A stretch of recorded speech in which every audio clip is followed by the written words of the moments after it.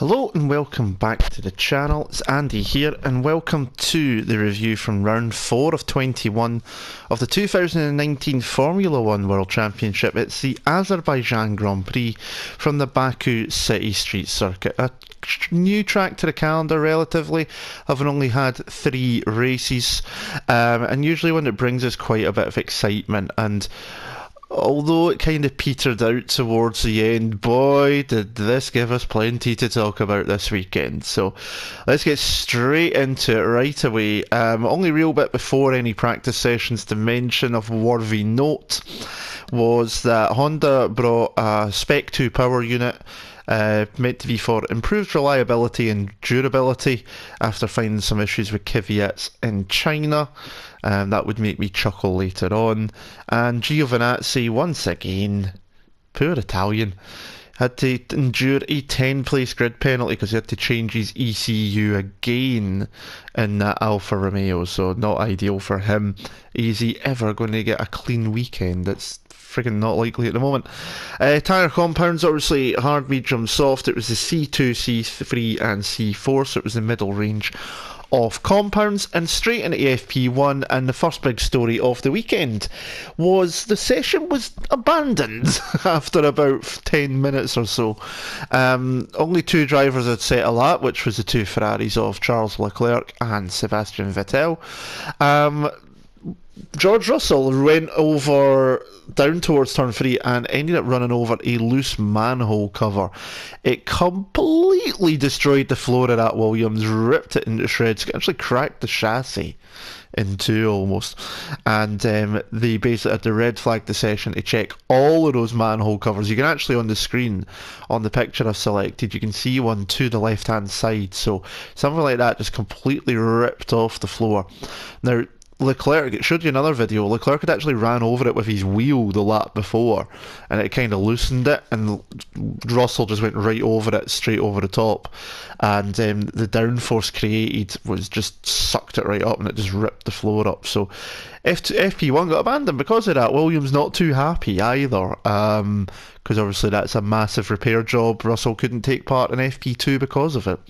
They did get FP2 started on time, and it was Leclerc once again from Vettel 1-2. Mercedes 7 tenths off at this point. A lot of drivers locking up. Magnussen and Hamilton nearly had a funny collision at turn 12. Kvyat, he crashed just before the castle section. That brought out a red flag. Lance Stroll done the same thing as well, but that was at turn 2. Gasly got hit with a pit lane start, a DQ from qualifying because in FP2 he missed the weighbridge. And he ended up with a pit lane start straight away. And it wasn't going to be the last time Gasly was in the steward's room before the end of the weekend. When we moved into FP3, it was Leclerc again on top. Leclerc messing up their qualifying sims, meaning they were 1.5 seconds down. Huge gap. And Charles Leclerc looking good like he was in Bahrain. He enjoys this track, it seems. He did well here last year in Baku on the F2 race. And, before the weekend I was thinking, this is probably another good chance for him to take a victory, and he was looking good for it. We moved into qualifying and we had the next crash, and poor Williams having to do another rebuild job again. Robert Kubica turning in just too quickly to the castle section.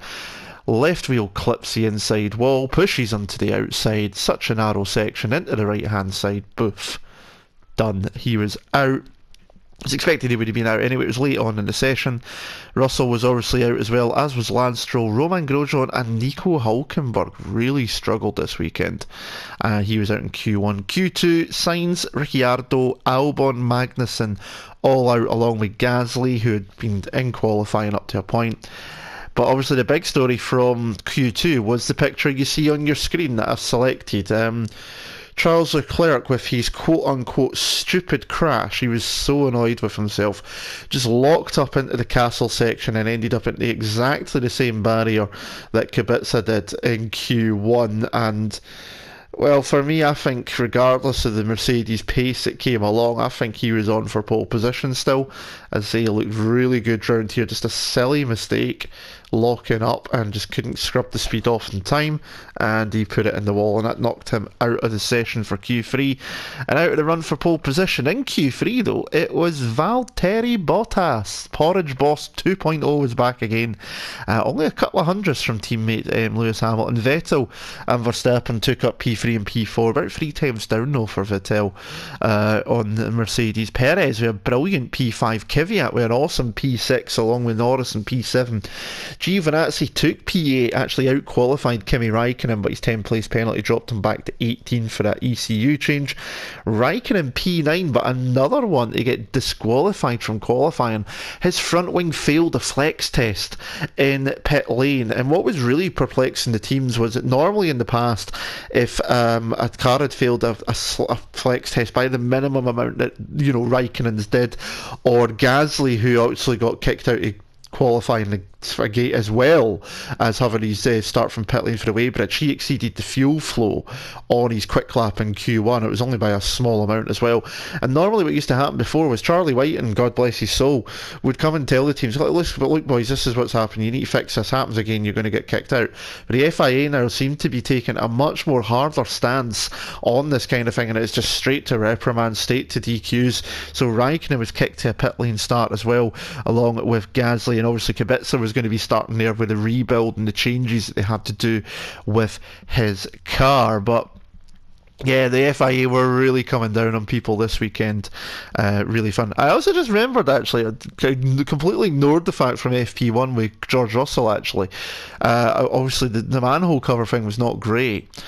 But the fact that it was on the low loader going back to pit lane that the crane actually hit the bridge before pit lane, and it leaked hydraulic fluid onto the back of the Williams. So it wasn't the greatest weekends for Baku, let's put it that way.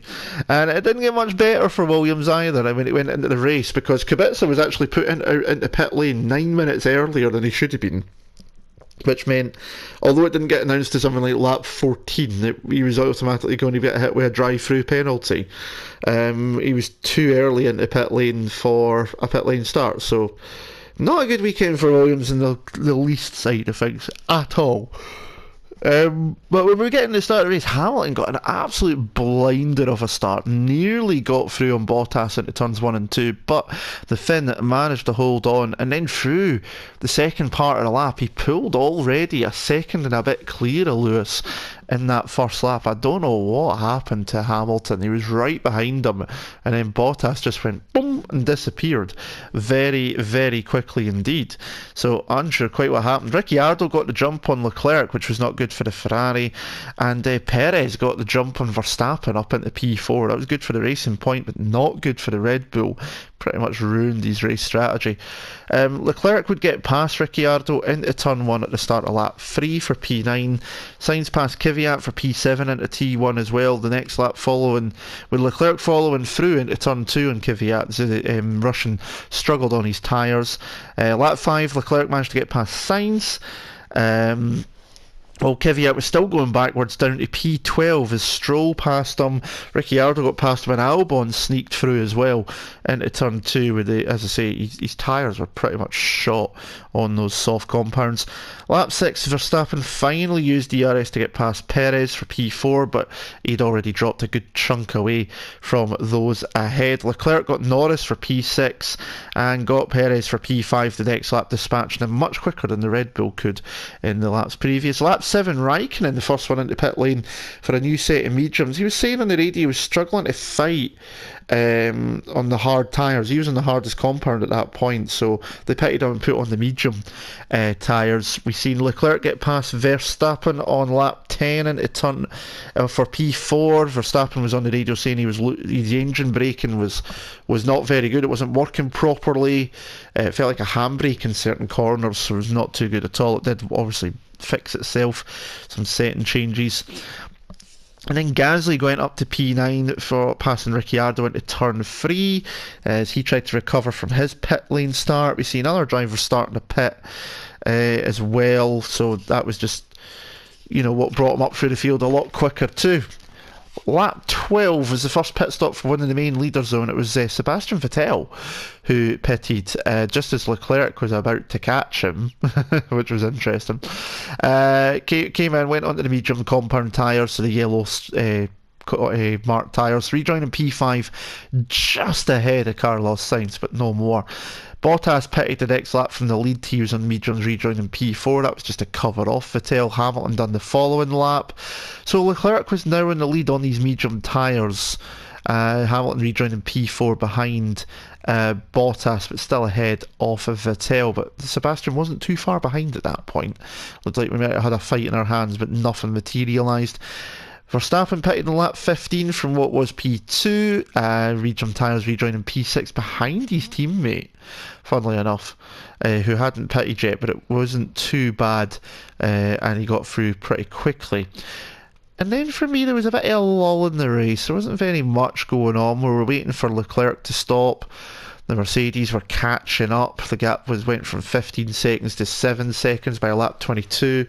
To give an example of what sort of a lull it had, my dad was watching the race, and he mentioned that he ended up fixing the toilet roll holder. It was that bad at one point. So there you go. You make it out what you wish.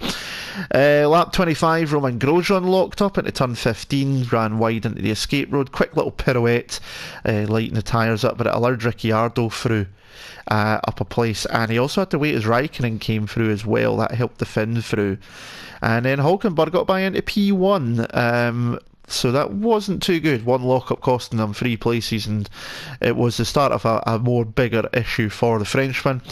Lap 30, we could see the top 4 all in one camera shot. Hamilton reeled in Bottas pretty good as well.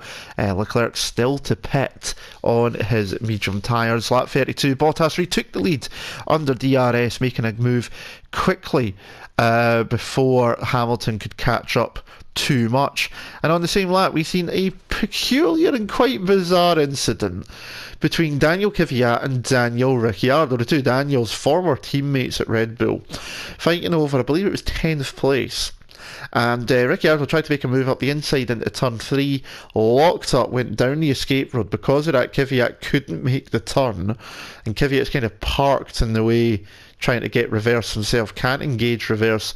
Daniel engages reverse, can't really seem to see the Toro Rosso, didn't use his signal mirror manoeuvre malarkey that you would use, and reversed into the back of Daniel Kvyat's Toro Rosso. This would cause damage to both cars. Both of them would end up retiring because of it. And I've seen a funny little tweet where someone put up a picture of the Renault steering wheel with a dash camera, reversing camera for the next race, saying it was an update for Catalonia. But yeah, that was bizarre. It would take both of them out of the race, so that was not too good for both of them. It looked like they could maybe have made some points out of it as well. But yeah, very, very strange incident, that one. And the following lap, we've seen Hamilton just getting past into T1 on Leclerc under DRS. Ricciardo says say retired. We've seen Kvyat come out later on. Vettel got past Leclerc as well, as we still waited on the Monegasque driver to come in. He was starting to lose lots of time on those tyres, and then the following lap, lap 35, he pitted, rejoined P6 behind Gasly, but he got past Gasly on the very next lap into turn 3, as the Frenchman did manage to hold him up a bit, and at this point Leclerc was 28 seconds off the lead, and it wasn't looking good. A lot of people on Twitter and social media saying Ferrari once again completely throwing his race, but he'd done it all on Saturday, to be honest. Lap 39, Gasly started running slowly, pulled off to the side of the road out of the race. Loss of power. Remember I mentioned Spec 2 Honda engines and better reliability. Yeah, okay, we'll see about that one there. Despite the fact he pulled over to a decent part of the road, it seemed, they deployed the virtual safety car still, and Leclerc lost out badly on the virtual safety car, because where he had to slow down, he was pretty much on the main drag, whereas everybody else was in the twisty turns, section 1 area, so he lost a lot of time during the virtual safety car, which was not good for him when considering he was trying to catch up. Grosjean DNF'd at this point. He had that lock-up earlier was the start of brake issues for the Frenchman, so it's another DNF in another race with no points for Romain Grosjean. And considering Haas seem to be struggling at the moment, that's not too good for him. They pitted Leclerc on lap 48 for a fresh set of soft tyres so he could go after the fastest lap. He did get it in the end, and Hamilton did manage to close up to Bottas in the end, but the Finn managed the traffic pretty nicely to keep away from his teammate, and that means that Valtteri Bottas took the victory, second victory of the season, and it puts him back into the lead of the Formula 1 Drivers' Championship, I believe by 1 point as well. So he's really got himself up there one more time. I'm just trying to find the standings real quickly. Yeah, he's back ahead 1 point. So that fastest lap in Australia means that he's still in the lead of the championship because of that 1 point. He's now got 2 first places and 2 seconds, same as his teammate. His teammate Hamilton, known for being quick on a fast lap, not yet picked up the bonus point in this season. So pole in the win, couldn't really do much. Nearly got jumped at the start, but once he got ahead, he was able to just pull away. Hamilton did manage to close in the later stages, but nothing he could do. Second place for Hamilton, nearly got the lead, as I say, but he just didn't seem to have that pace in that early stage. P2, though, still a decent result. And it means that Mercedes have gone 4 races on the trot now, 1-2, and that is the best start to a season ever, I do believe. The last time someone went 3 races in the trot, well, 1-2 was Williams back in 1992 with that FW14B, which was a dominant little beast of a car. Vettel taking P3. He had, again, Ferrari, no pace for Mercedes in the race. He did mention about, pardon the French, shitting himself in the early stages because he had absolutely no grip. He feared of putting it in the wall, so P3 probably the best he could hope. P3 probably the best he could hope for. Verstappen P4, he could maybe have sneaked Vettel for the podium, but getting jumped by Perez at the start completely messed up his race, dropped to the time early doors and he couldn't make it back. He's P4 in the championship, only a point behind Vettel though, so it just shows you how close they are. Leclerc P5, messed up Q2, that's what wasted his race weekend. I think he could have won here. Long first stint, but the pace at the end of it was just not there. It's more solid points at least. He's in 5th place with 47 points. He's got a big gap to the next car behind. He's not too far off his teammate in Verstappen, but what could have been for the Monegasque driver, and he has to wait another round before he gets a victory. We'll need to see how long that takes, hopefully not too long. Perez, best of the rest in P6. He's also P6 in the championship, tied with Pierre Gasly and Kimi Raikkonen as well on 13 points. Solid performance all weekend. Seems to like Baku. Came into this for the only driver that had 2 podiums before this weekend, is Sergio Perez. Brilliant start. Stopped early as well. Solid points. Made the tyres last. And it's double points for Foot Racing Point as well, because Lance Stroll finished in 9th place. We'll come to the Canadian in a moment, because P7 was Carlos Sainz. Solid race. Didn't pit under the virtual safety car unlike his teammate, which was a better in the end as it turned out. First points of the season for the Spaniard, to be happy with that. Lando Norris taking P8. More solid points for the rookie Brit.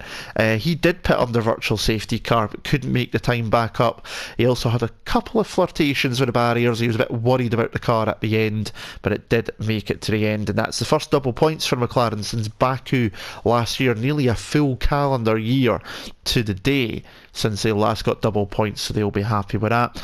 I'd say Lance Stroll got P9, good race for the Canadian, starting in P14, made up a few places.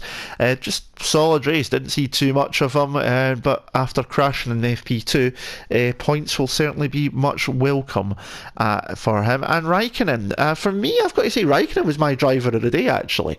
P10 after a pit lane start, it's pitted on lap 9, I think it was, lap 7 or lap 9, and went onto the medium compound tyres and lasted them all the way to the end of the race on one stop. stop. So phenomenal tyre management from the Finn. P10 in the end, and from starting in the pit lane. That's a phenomenal result, and that's 4 points finishes in a row for Alfa Romeo and for Raikkonen as well. So brilliant stuff from him. He managed to hold off Alexander Albon in P11. He went long on his first stint, but he couldn't make the time back. He was catching up to Raikkonen, but not enough laps in the end. But again, it's not a decent result for the rookie Ty Britt, so he'll be happy with that, I'm sure. Giovinazzi, 12th. Now, 10th place grid penalty for Giovinazzi, and he still made 12th in a race where he seemed to be the quicker Alfa Romeo driver. It just makes you wonder what he could have done if he didn't have that grid penalty. Best result of the season so far, easily his best weekend of the season so far. But what could have been if he didn't have to change his ECU? So, interesting there. Magnussen, P13, stopped early. Tyres not working for Haas again. This is something they really need to get on top of. A miserable race for the Dane. And he was racing with a bit of a heavy heart because obviously the terrorist attack in Sri Lanka, the boss of his sponsors, the Jack and Jones, he was actually, he's very close to the family. He knew the kids that had passed away since they were young, so he had an all-black helmet on that weekend, and he'd probably been glad to have seen the back of Baku, considering everything going on. But Haas really need to get on top of this issue with getting the tyres up to temperature, because they're just going to go backwards very quickly. Nico Hülkenberg in P14, invisible for me during the race. Hardly seen the German Renault driver. They had no pace, just no confidence in the car. Horrible weekend, and not what he needs at all. George Russell, P14, I think, if I've got that, 14, 15, 16. P15 for Russell. Beats Kubica again, which is what he needs to do, and decent considering he lost out on FP2 and all the FP1 pretty much as well, with the issue with the manhole cover. Kept it going during the race, but 100k worth of damage and a full rebuild. Baku City Circuit might be getting the bill off of Williams, you never know. Kubica crashed in Q1, another team rebuild. Drive-through from being pit into pit lane too early, that was the team's fault. Also seen a video when he came out of pit lane that he actually lost it going into turn 2, and that just allowed Raikkonen and Gasly through, so not good for Kubica, but this is one of the harder circuits for him considering his crash that he had years ago, so he'll be glad to get it out of the way. Gasly, DNF'd, obviously he was lapping as quick as leaders at one point as well. His pace was on point during the middle stint. He was on the same strategy as Leclerc, and he was doing pretty well. And again, what could have been for if he wasn't pit lane starting for missing the weighbridge, but lost the power. It turned out it was a broken drive shaft that put him out of the race, and another non-points finish for him. Grosjean, tyres again not working, Haas not looking good. Mistakes cost him places, as I mentioned, when he ran wide, and that brake issue that caused that ended up with the DNF for the Frenchman. Still nil points for him. Kvyat, best of the rest in qualifying, not quite best of the rest in qualifying, sorry. But a great qualifying result nonetheless. Lost places at the start, tyres went off far too quickly, and then obviously had to retire because of damage when Ricciardo reversed into him. And Ricciardo looked on for points, but the lock-up and the reversing into Kvyat meant damage, and he had to retire. He's picked up a free-place grid penalty for the Spanish Grand Prix as well next time by, so wherever he qualifies in Catalonia, he will have to start 3 places further back. For me, not a bad race. It's certainly better than China. There was at least things to talk about. The strategy side of things made it a little bit interesting as well. If you can, some people don't see that side of things when they're talking about races, but it can make it interesting. It wasn't as good as some of the Baku races we've had in previous years, though. Could have been a bit more exciting in that sense, but better than China, because China was an absolute snooze fest, in my opinion, and I'm not the only one who thinks that. Next up is the Spanish Grand Prix. Now, this is a track that obviously they all know very, very well, so this could be one or two ways. But of course, the other part to Spain is it's the first of the European round, so we'll start seeing quite a few upgrades to the cars as well. I know Ferrari brought some upgraded parts to Azerbaijan, but Spain is where we normally see some major updates coming to the cars, so we'll see how things go there. I will be back with another race review, of course, once the Spanish Grand Prix is done in 2 weeks' time. But that is it for me. If you haven't already, do hit subscribe to the channel. There'll be more race reviews through the year. Other videos coming up as well. Do check out, I'll pop it up on the screen just now, my last video from last week, which was the final part of Porsche month, where I look at the Porsche 919 LMP1 hybrid and take it round the Nordschleife. Upcoming this month in May is Indy month, because it is of course the Indy 500, so there will be videos coming up which are Indy themed around the Nordschleife and an Indy 500 run possibly as well. You never know, we'll see what we can do. Do hit the like button as well, subscribe below your thoughts on the race. But that is it from me. Thank you very much for joining me. Until we meet again, take care of yourself. My name's been Andy, and I'll see you again soon. Ta-ra.